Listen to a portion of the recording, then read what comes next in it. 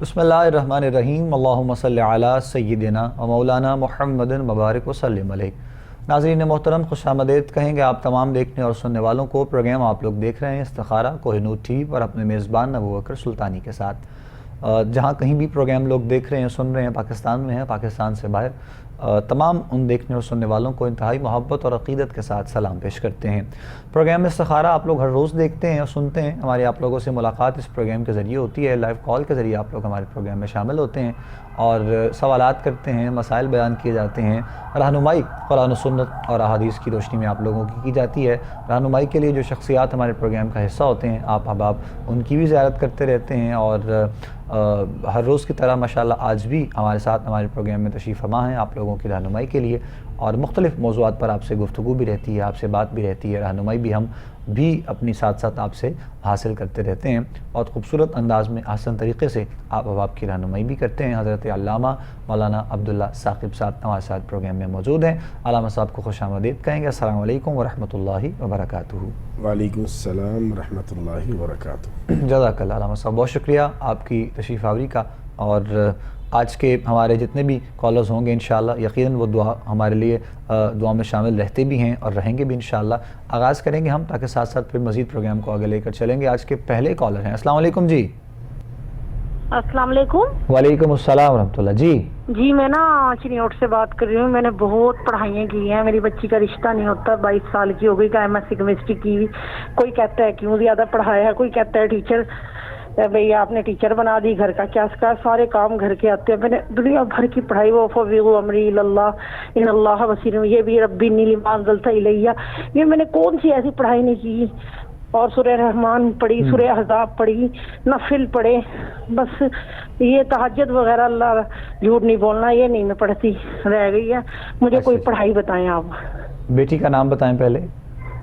ایک تو آپ کی آواز بہت کم آ رہی ہے، بیٹی کا نام بتائیے گا۔ والیوم ہو رہا ہے، ایک منٹ آواز کا سلو والیوم ہو رہا کریو۔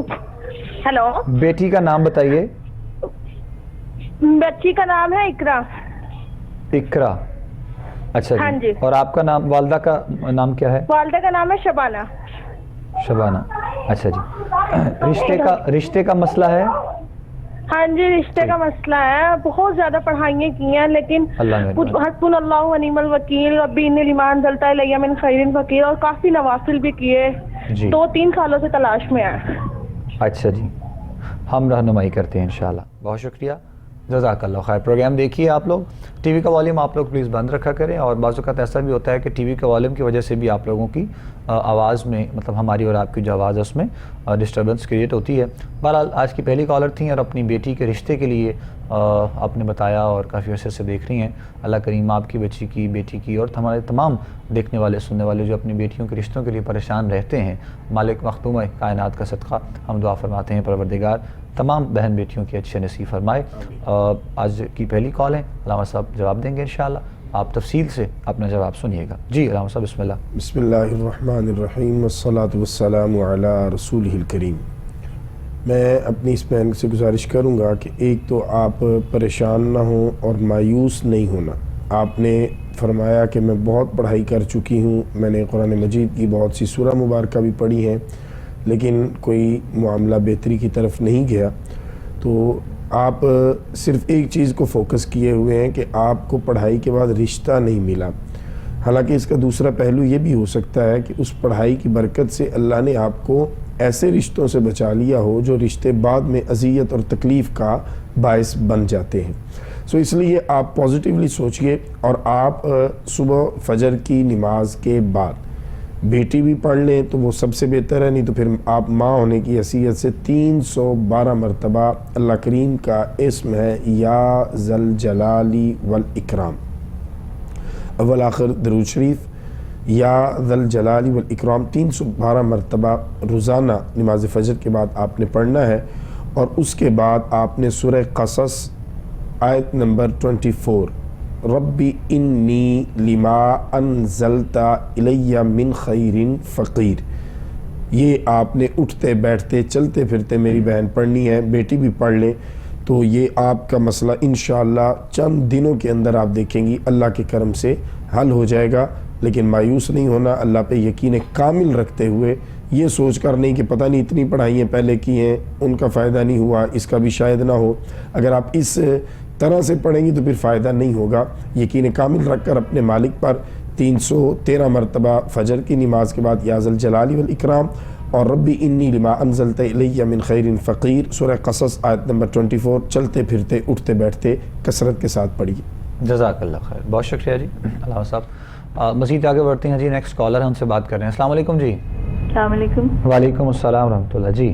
جی میرا نام نشاب ہے، جی۔ میرا بیٹا ہے جی، اس کا نام ہے علی رحمان۔ بہت پریشانی ہے اس کی، جب سے وہ تھوڑا بڑا ہوا ہے 20-25 سال سے پریشانی اب اس کے 2 بچے ہیں، بیوی جو ہے وہ اسے چھوڑنا چاہتی ہے اور وہ انگلینڈ میں ہے، تو وہ بس بہت تنگ کر رہی ہے وہ عورت کہ مجھے پراپرٹی مل جائے، مجھے اس کا کام مل جائے، گھر مل جائے۔ حالانکہ بچے ہیں تو میں تو اس کو کہتی ہوں کہ نہیں ایسا نہیں ہونا چاہیے، مگر بس وہ بہت پریشانی دے رہی ہے وہ لڑکی اور اس کی ماں بھی۔ تو اب کورٹ میں اس نے کیس کیا ہوا ہے کہ مجھے سب کچھ مل جائے، کچھ بتائیں کہ ایسا نہ ہو، کیونکہ وہ تو بچے کی 25 سال کی محنت سب ختم ہو رہی ہے۔ آپ کہاں سے بات کر رہے ہیں؟ جی میں لاہور سے ہی بات کر رہی ہوں۔ لاہور سے آپ بات کر رہی ہیں، اچھا بیٹے کا نام بتائیے گا۔ جی علی رحمان۔ علی رحمان، ٹھیک ہے جی۔ اور ان کی مسز کا جو نام لندن میں جو ہیں؟ جی مسز کا نام بتائیے اس کی۔ جی اس کا نام ہے سارہ عزیز۔ سارہ عزیز۔ اولاد ہے؟ جی 2 بیٹے ہیں ماشاءاللہ، ایک 7 سال کا، ایک 5 سال کا۔ وہ اس کے پاس ہیں یا آپ کے پاس ہیں؟ نہیں وہ تو ابھی تو اکٹھے ہی رہ رہے ہیں۔ اچھا ابھی اکٹھے رہ رہے ہیں، بچے تو باپ کے پاس ہی سوتے ہیں، باپ ہی ان کو دیکھتا ہے، باپ ہی اسکول چھوڑتا ہے، لاتا ہے، کھانا کھلاتا ہے، سب باپ کرتا ہے۔ مطلب اکٹھے رہنے کے باوجود بھی ابھی انڈرسٹینڈنگ جو ہے وہ اس حوالے سے نہیں ہو پا رہی؟ نہیں ہے، وہ اس نے تو کیس کیا ہوا نا، اب کیس کر دیا کہ ختم ہو جائے یہ شادی۔ وہ اس کے پاس کوئی اور چوائس ہوئے گی تو بچوں کی بھی پرواہ نہیں ہے اس کو۔ ٹھیک، چلے ہم رہنمائی کرتے ہیں انشاءاللہ۔ اوہو، چلیں جی ٹھیک ہے۔ یہ سب چیزیں بھی جب ہم پروگرام میں بات کر رہے ہوتے ہیں کل بھی، اور مختلف جیسے کالز ہوتی ہیں تو رشتوں کے حوالے سے جس طرح آپ نے بتایا 2 چیزیں، خیر یہ ایک آپ کا پرسنل بھی ظاہر میٹر ہے، لیکن اسی لیے کہا جاتا ہے کہ رشتوں کو دیکھتے ہوئے، بے شک وہ لڑکے والے ہوں یا پھر لڑکی والے ہوں، بہت اچھے طریقے سے جانچ پڑتال کرتے ہوئے دونوں اطراف سے معاملات میں زندگی میں آگے بڑھنا چاہیے۔ بہرحال رہنمائی فرمائیے گا آپ علامہ صاحب کچھ ان کی بھی۔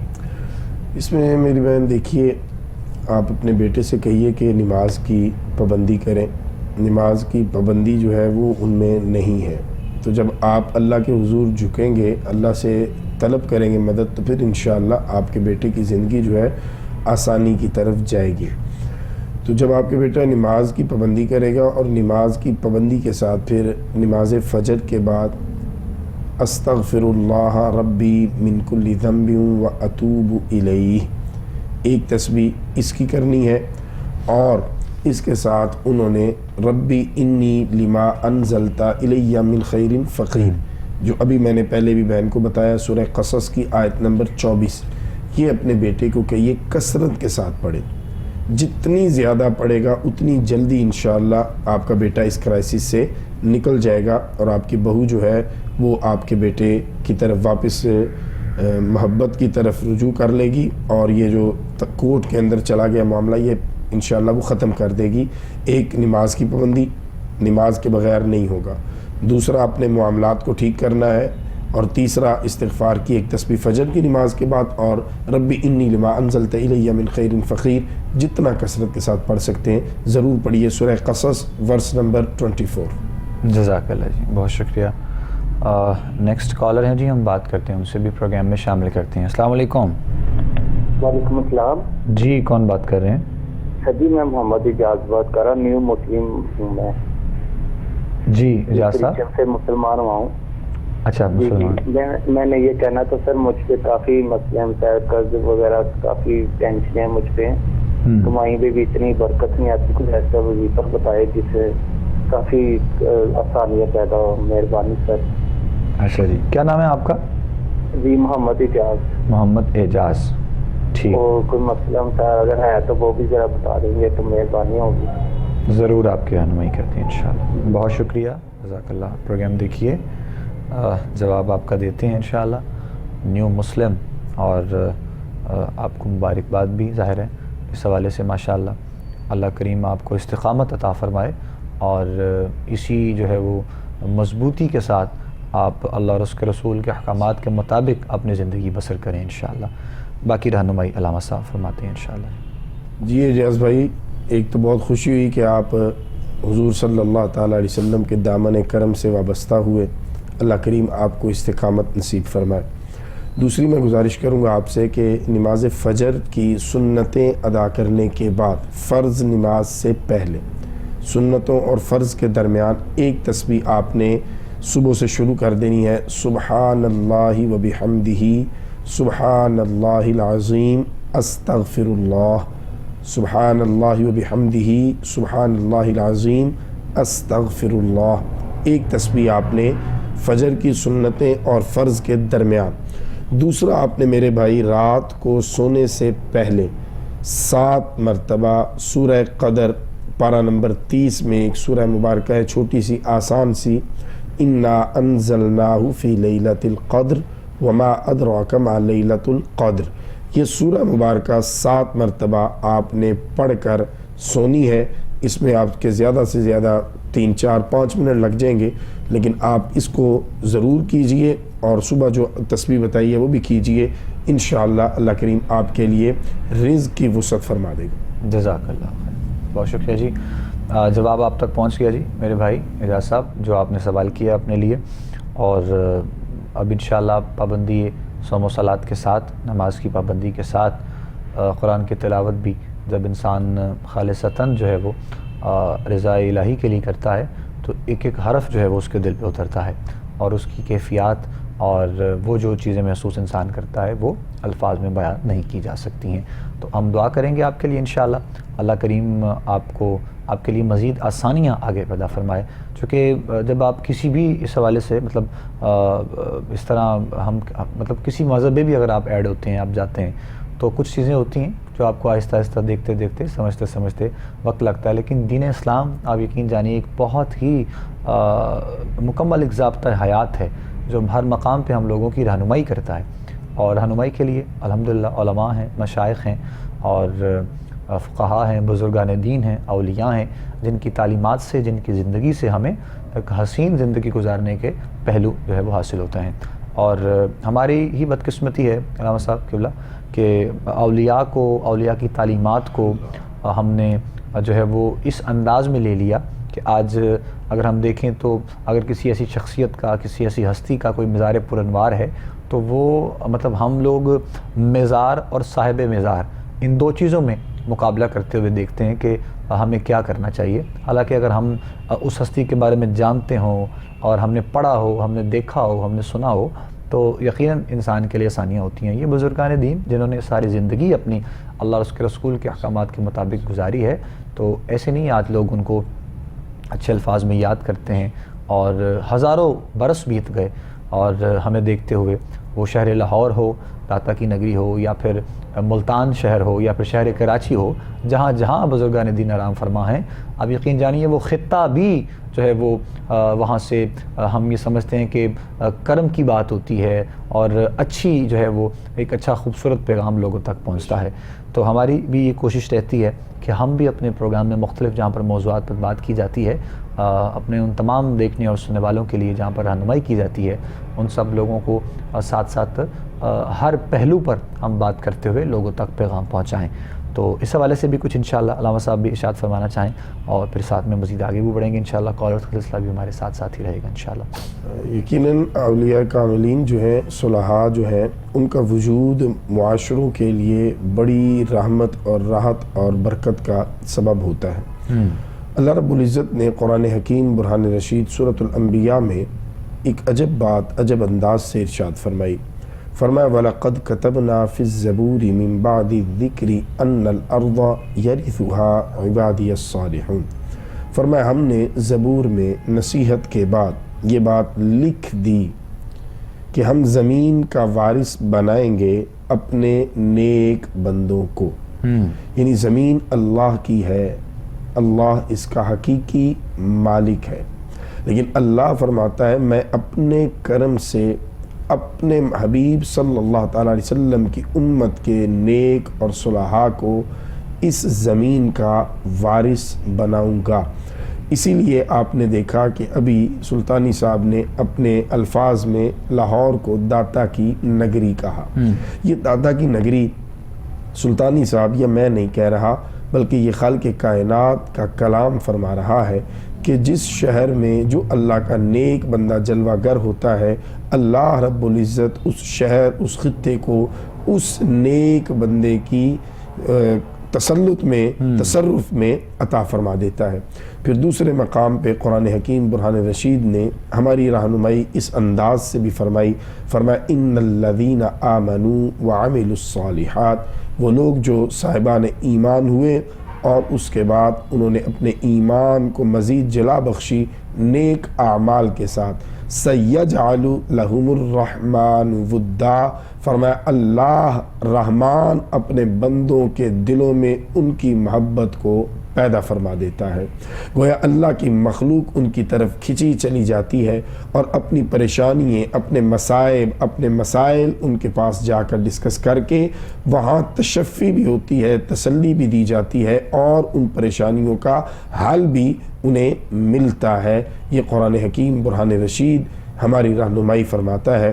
سو اس لیے اللہ کے نیک بندوں کا وجود یہ ہر زمانے میں لوگوں کے لیے راحت کا، اطمینان کا اور ان کے مسائل اور پریشانیوں میں ریلیف کا سبب رہا ہے. آج بھی الحمدللہ جو اللہ کے نیک بندے موجود ہیں وہ لوگوں کی رہبری، لوگوں کی رہنمائی، لوگوں کی دلجوئی اور لوگوں میں باہم محبت پیدا کرنے کے لیے اپنا کردار ادا کر رہے ہیں. اللہ رب العزت ہمیں بھی ایسے با کردار اور ایسے عظیم نیک لوگوں کی سنگت نصیب فرمائے تاکہ ہمارے دلوں کے زنگ بھی اتر جائیں اور ہم بھی اللہ رب العزت کے ذکر کی لذت اور مٹھاس کو محسوس کرتے ہوئے اپنے رب کے ذکر کی طرف متوجہ ہو جائے. کیونکہ جو اللہ کے ذکر کی طرف متوجہ ہو جاتا ہے پھر اللہ اسے ہر زمانے کے جو اثرات ہیں ان سے محفوظ فرما لیتا ہے. قرآن حکیم نے اس کو یوں بیان کیا الا بذکر اللہ تطمئن القلوب، فرمایا دلوں کا اطمینان اللہ کے ذکر میں ہے. اللہ کے ذکر کو چھوڑ کر آپ دلوں کا اطمینان حاصل نہیں کر سکتے.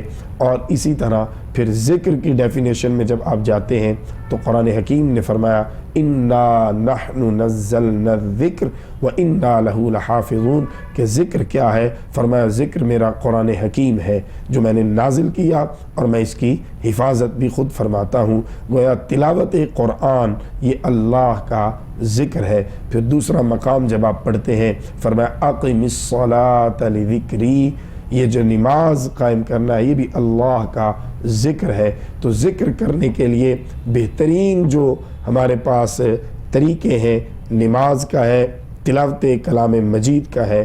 اگر آپ نماز کی پابندی شروع کر دیں اور صرف نماز کو پڑھیں نہیں بلکہ نماز کی جو کیفیات ہیں ان کو اپنے اوپر طاری کر لیں اور آپ اپنے کردار کو اوورال بہتر کر لیں اور پھر ساتھ اللہ کے کلام کی تلاوت سے اپنی زبانوں کو تر رکھیں اور صرف تلاوت ظاہری نہ ہو بلکہ اس تلاوت کے ساتھ معانی مفاہیم پہ غور و فکر بھی ہو اور اس پر عمل کی کوشش بھی ہو، نماز کی پابندی بھی ہو، تو پھر دیکھیے آپ کی یہ زندگی کس قدر خوشگوار اور کس قدر حسین ہوتی چلی جائے گی. مسائل بھاگتے چلے جائیں گے، اللہ کی رحمتیں آپ کی زندگی کو مزید آسان اور خوبصورت بناتی چلی جائیں گی. اور اس کے لیے ضروری ہے کہ کوئی راہبر ایسا میسر آ جائے، کوئی رہنما ایسا میسر آ جائے جو صاحب علم بھی ہو، جو صاحب عمل بھی ہو، صاحب تقوی بھی ہو، صاحب نظر بھی ہو اور جو تزکیہ بھی فرماتا ہو،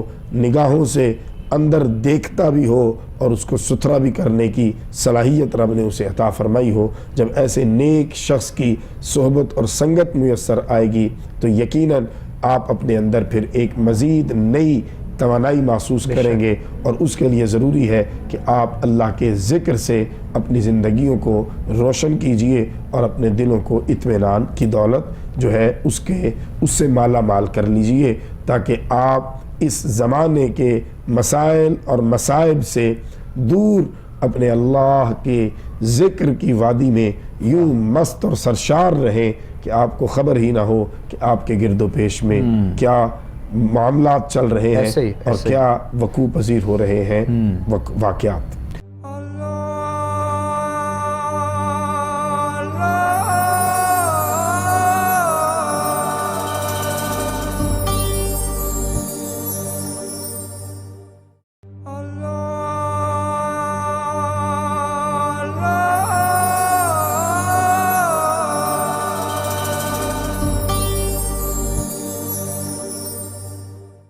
اچھا صاحب، آج کے دور میں یہ سمجھتا ہوں کہ انتخاب کرنا بھی تو انسان کے لیے مشکل ہے نا۔ اگر ہم نے کسی ایسے اللہ والے کی تلاش کرنی ہے یا ایسی شخصیت کی، ایسے بزرگوں کی تلاش کرنی ہے، تو وہ جو مشکلات ہیں وہ اس بنا پر بھی ہیں کہ معاشرے میں آج کل ہمیں بہت کچھ دیکھنے کو ملتا ہے، یا پھر اس تلاش میں بھی ہماری طرف سے کوئی جو ہے وہ مطلب کمی نظر آتی ہے کہ ہمیں وہ انداز نہیں معلوم، ہمیں وہ طریقہ کار نہیں معلوم کہ ہمیں قرب الہی تک پہنچنے کے لیے ان اللہ والوں کا اگر راستہ اپنانا ہے تو ان اللہ والوں تک ہمیں کیسے پہنچنا ہے؟ اس کے لیے سب سے پہلے تو ضروری یہ ہے بکر بھائی کہ ہم یہ جانیں کہ اللہ کا ولی ہوتا کون ہے۔ جب تک ہمیں یہ نہیں پتہ ہوگا تب تک ہماری جستجو، ہماری تلاش جو ہے وہ ایک ایسی چیز کے لیے ہوگی جسے ہم جانتے ہی نہیں۔ تو ظاہر سی بات ہے جب آپ کسی کو جانتے نہیں، آپ کی منزل ایسی ہے کہ آپ کو پتہ ہی نہیں، تو آپ راستے بھٹکتے رہیں گے، وقت ضائع کرتے رہیں گے، منزل پہ نہیں پہنچیں گے۔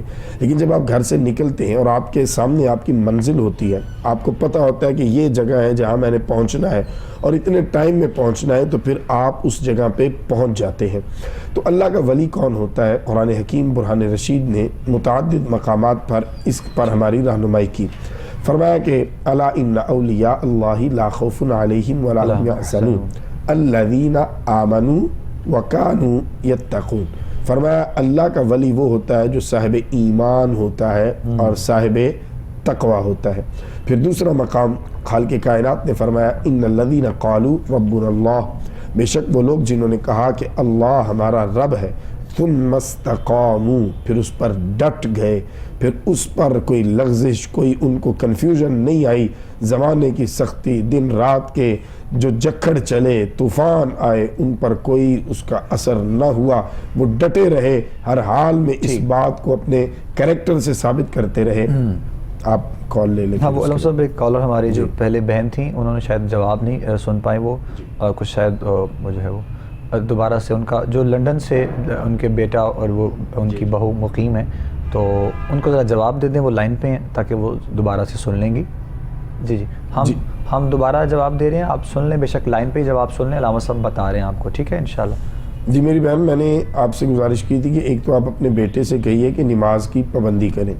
جب تک بیٹا نماز کی پابندی کی طرف نہیں آئیں گے تب تک معاملات جو ہیں ان میں بہتری کے لیے ہم جو بھی بتائیں گے اس کی حیثیت وہ ثانوی رہے گی، وہ اس کے صحیح معنوں میں فائدے حاصل نہیں ہوں گے۔ دوسرا میں نے یہ گزارش کی تھی کہ نماز فجر کے بعد وہ استغفار جو ہے اس کی ایک تسبیح جو ہے وہ کریں، استغفر اللہ ربی من کل ذنب واتوب الیہ۔ اور اس کے علاوہ پھر میں نے یہ گزارش کی تھی کہ چلتے پھرتے اٹھتے بیٹھتے سورہ قصص ہے قرآن مجید میں، اس کی آیت نمبر 24 ورس نمبر 24 میں پڑھ بھی دیتا ہوں جو حصہ پڑھنا ہے۔ ربی انی لما انزلت الی من خیر فقیر، ربی انی لما انزلت الی من خیر فقیر۔ یہ آپ کہیے گا بیٹے کو کہ جتنا کثرت کے ساتھ زیادہ کوانٹیٹی میں اس آیت کو وہ پڑھ سکتے ہیں وہ پڑھتے رہیں چند دن کے اندر انشاءاللہ۔ اور صدقے دل سے یہ بات یاد رکھیے گا، میں آج یہ وضاحت بھی کر دوں، وظائف کا مطلب یہ نہیں ہوتا کہ آپ نے صرف وظائف کرنے ہیں، وظائف کا مطلب یہ ہوتا ہے کہ ان وظائف کو کرنے کے بعد اپنے مالک سے گڑ گڑا کے آپ نے دعا کرنی ہے کہ یا اللہ یہ جو کچھ ہم نے پڑھا اس کو قبول فرما، کمی معاف فرما، اور اس کے صدقے میں ہماری یہ پریشانی یہ مشکل حل فرما۔ تو بیٹے نے یہ دعا بھی کرنی ہے اور پوری توجہ کے ساتھ کرنی ہے، استغفار کی تسبیح بھی کرنی ہے، اور کھلا چلتے پھرتے اٹھتے بیٹھتے اس آیت کا ورد کرنا ہے۔ انشاءاللہ ان کے معاملات میاں بیوی کے آپس میں سلجھ جائیں گے، ٹھیک ہو جائیں گے، کہ کورٹ اور باقی معاملات سارے سیٹل ہو جائیں گے انشاءاللہ۔ جزاک اللہ جی. اصل میں کچھ چیزیں ایک دو جو آپ نے بتائیں ابھی جب پہلے آپ نے کال کی تھی، تو ہمارے ہاں تو جب بھی کال ہو پروگرام میں، خاص طور پہ ایسے کسی معاملے کی، تو بہت زیادہ کوئی بگڑا ہوا معاملہ بھی نظر آتا ہو یا ایسی چیزیں ہوں کہ بس اب اس کے بعد کچھ نہیں ہونے والا، تو جو پہلا ایک طریقہ کار ہے وہ تو ہمیں ہماری شریعت بھی کہتی ہے اس حوالے سے کہ ہماری طرف سے تو خیر کبھی بھی الحمدللہ علامہ صاحب ہوں، شاہ صاحب ہوں، پیر صاحب ہوں، تو کبھی بھی یہ تو بتایا ہی نہیں گیا اور نہ بتایا جائے گا کہ فلاں کام کریں تو آپ کو ان سے چھٹکارا مل جائے گا، فلاں کام کریں، کیونکہ رشتے بہت مشکل سے بنتے ہیں آپس میں، یہ سارے معاملات جو ہوتے ہیں. تو دو تین چیزیں جو آپ نے پوائنٹ کیں ان سے کچھ اندازہ، کچھ فیل ایسا ہوتا تو ہے کہ بہت زیادہ پریشانی اور بہت زیادہ معاملات ڈسٹرب آپ کے حوالے سے ہیں، لیکن مقصد کہنے کا یہ ہے کہ ایک دفعہ اگر ہم پھر دوبارہ سے جو ہے وہ کچھ آسان طریقے سے یہ کوشش کریں کہ یہ ان کے معاملات آپس میں پیچ اپ اچھا ہو سکے. جی جی بسم اللہ.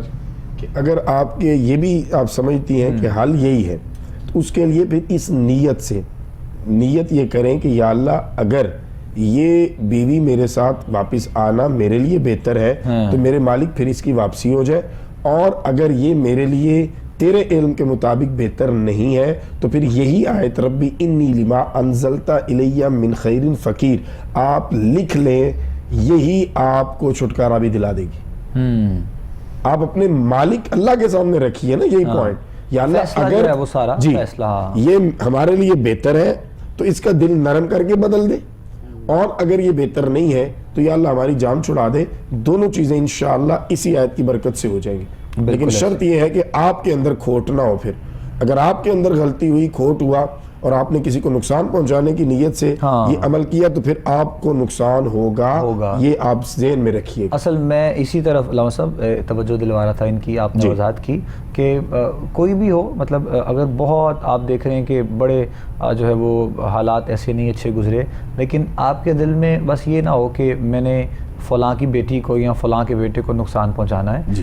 آپ اپنے بہتر ہونے کے لیے اللہ کی بارگاہ میں اپنا معاملہ چھوڑ دیں اور اس کے لیے دعائیں خیر کریں. اور اسپیشلی جو جس طرح بتایا علامہ صاحب نے کہ یہی دعا اسی میں بھی کام آ جائے گی، لیکن اگر کچھ الفاظ جب آپ کے تبدیل ہوں گے، جب آپ کی دل کی جو ایک خواہش ہے یا کوئی نیت ہے وہ صاف ہوگی تو انشاءاللہ اللہ کریم ضرور مہربانی فرمائیں گے، آپ پریشان نہیں ہوں. تو جی علامہ صاحب ہم کنٹینیو کریں گے وہیں سے دوبارہ انشاءاللہ. ہم بات کر رہے تھے اور چونکہ بات آج اولیاء کے حوالے سے اور صالحین کے حوالے سے، بزرگان دین کے حوالے سے، تو میں چاہوں گا آپ کنٹینیو کیجیے گا. تو میں عرض کر رہا تھا کہ قرآن حکیم فرماتا ہے کہ جب کوئی انسان اپنے اللہ پر یقین کامل رکھتا ہے اور اللہ کے احکامات اپنے اوپر پوری طرح نافذ کر لیتا ہے اور اس میں کبھی ڈگمگاتا نہیں، زمانے کی سختیاں اس کو پیچھے ہٹنے پہ مجبور کرتی ہیں لیکن وہ ہٹتا نہیں، تتنزل علیہم الملائکہ، وہ رہتا پھر ہم میں ہی ہے، دکھنے میں ہم جیسا ہی ہے، ہم جیسے گھر میں ہی ہوگا، ہم جیسے معمولات والا ہی ہوگا، لیکن اللہ کے ہاں اس کا مقام اتنا بلند ہوگا. تتنزل علیہم الملائکہ، فرمایا اللہ کے فرشتے اس کی طرف اترتے ہیں اللہ کے حکم سے. اللہ تخافوا ولا تحزنوا، وہ ڈرتے نہیں اور وہ غمگین نہیں ہوتے. وابشروا بالجنۃ التی کنتم توعدون، اور اللہ ان کو جنت کی بشارت دیتا ہے جس میں وہ ہمیشہ ہمیشہ رہیں گے. نحن اولیاؤکم فی الحیات الدنیا وفی الآخرہ، یہی وہ لوگ ہیں جو دنیا و آخرت میں اللہ کے ولی ہیں، اللہ کے دوست ہے. اور تیسرا مقام پھر قرآن حکیم برہان رشید کا وہ اس انداز سے بھی ہے کہ جو بھی اللہ کا نیک بندہ، اللہ کا ولی ہوگا وہ صاحب علم ہوگا. لازمی نہیں کسی مدرسے کی ڈگری، کسی کالج یونیورسٹی کی ڈگری ہوگی تو پھر ولی ہوگا. علم جو ہے اس کے سورسز صرف یہ مدرسہ یا کتاب یا مسجد یا یونیورسٹی نہیں ہے، بلکہ علم جو ہے وہ اللہ کی طرف سے بھی عطا ہو جاتا ہے، جسے علم لدنی کہا جاتا ہے، جیسا کہ جناب خضر پاک کو عطا ہوا، جیسا کہ جناب انبیاء کرام علیہم السلام کی اکثریت کو عطا ہوا، یا دیگر بھی کچھ اولیاء صلحاء ملتے ہیں جن کے بارے میں یہ بات ہمیں پڑھنے کو ملتی ہے. قرآن حکیم نے جناب خضر پاک کے علم کو بیان کیا، فرمایا فوجد عبدا من عبادنا آتیناہ رحمتا من عندنا وعلمناہ من لدنا علما. کہ اللہ نے انہیں علم لدنی عطا فرمایا۔ پھر دوسرا مقام سورہ نمل میں حضرت سلیمان علیہ السلام کے دربار میں ایک شخص کھڑے ہوئے جو نیک تھے، اللہ کے ولی تھے، قال الذی عندہ علم من الکتاب، ان کا تعارف بھی اللہ نے یہ کروایا کہ ان کے پاس کتاب میں سے کچھ علم تھا۔ پھر قرآن حکیم نے ایک اور مقام پہ ہمیں یہ بھی یاد دہانی کروائی، انما یخشی اللہ من عبادہ العلماء، کہ اللہ سے زیادہ ڈرنے والے صاحبان علم ہوتے ہیں۔ تو گویا ایک تو صاحب ایمان ہو، عقائد کی درستگی ہو، صاحب تقوی ہو، صاحب تقوی کے ساتھ صاحب علم اور علم کے پر عمل کرنے والا۔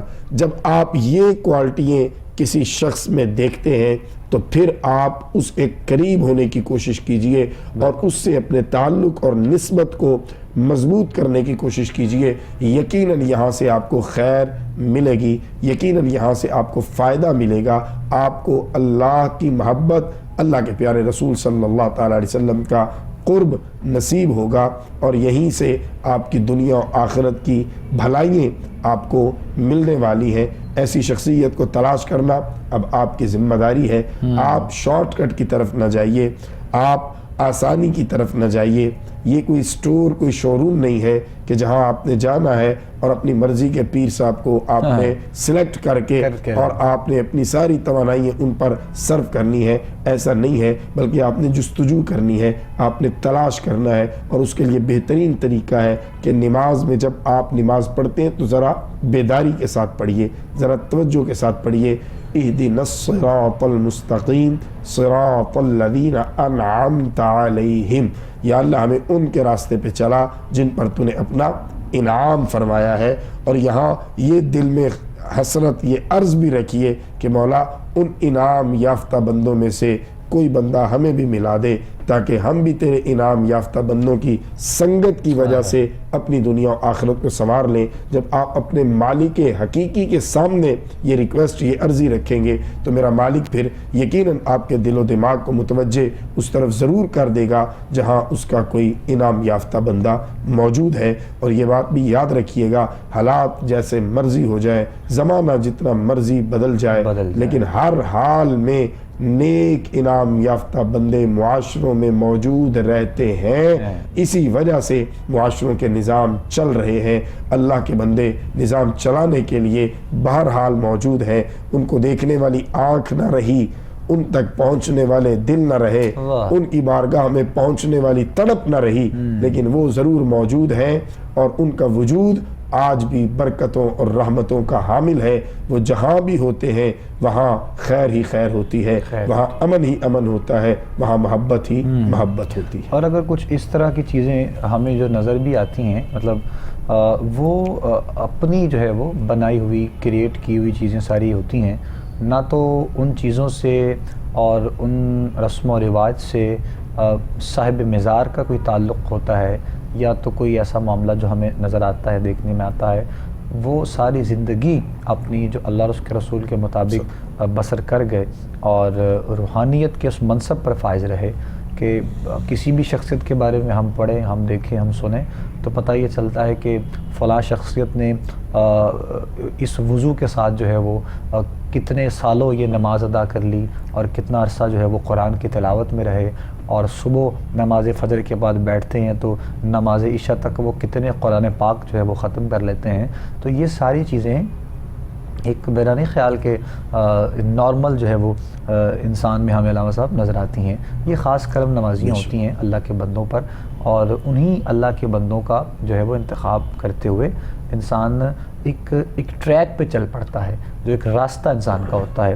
جب تک کسی سے ایک جو بھی ایک ایسا موٹر وے ہے، کوئی ایک ایسی ہائی وے ہے، کوئی سڑک ہے جس پہ آپ سفر کر رہے ہیں، جب آپ کو کسی سٹاپ کا پتہ ہی نہیں ہے، کسی چیز کا اندازہ ہی نہیں ہے، تو پھر آپ کا قیام و قیام تو آنے سے ہی رہا کہ آپ نے کہیں پر رکنا ہے۔ جب تک آپ کسی بزرگان دین کے ہاتھوں میں، اللہ والوں کے ہاتھوں میں اپنے معاملات نہیں کرتے ہیں تو یقیناً جو ہے وہ یہ ساری چیزیں حاصل نہیں ہوتی ہیں۔ نماز، قرآن، تلاوت، یہ سب چیزیں تو فرض میں آتی ہیں، مطلب جو نماز فرض ہے، اور قرآن جو مسلمان اور مومن کا جو شیوا اس انداز میں ہونا چاہیے، کہ جو ہمارے گھروں میں آج بھی ہمیں نظر آتا ہے کہ قرآن پاک جو ہے وہ ہر کسی ایونٹ پہ تحائف کی صورت میں بھی ہمیں جو ہے وہ ملتے ہیں، لیکن بدقسمتی اور غفلت یہ ہے کہ وہ پھر صرف تحائف کی صورت کے بعد وہ تحفے کی شکل اختیار کر لیتے ہیں اور وہ گھروں میں بھی ویسے پڑے رہتے ہیں۔